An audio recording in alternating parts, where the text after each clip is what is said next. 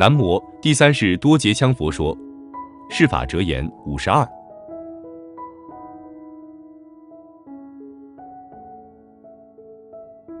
狂徒之流多于持权福旺而不为或心境，然何如是？权威非理真之因，福昭之旺则为烈士之果，为伦理于世间之代中出真谛之源。狂妄之徒往往以权势去强迫对方来尊重他，而自以为树立了威望，实际上这种做法的结果只会是适得其反。人们不仅不会从内心里面尊敬他，反而会讨厌甚至反对他。这是因为强制下树立起来的假权威并不是真理的化身。一个人只有以自己崇高的道德品质和渊博的学识去感召对方而得到的尊重，才是真正发自内心的。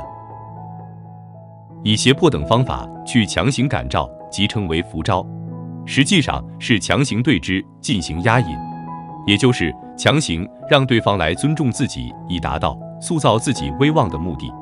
这实际上是一种丑劣的行为，是一种无知、愚蠢而又骄横的表现，只能产生不好的后果。唯有建立在伦理道德的基础上，经过时间在实践中的证明，人们自然会尊重和敬慕你，并由此而获得真正的威望。感谢您的收看，欢迎订阅、按赞、留言及分享我们的频道。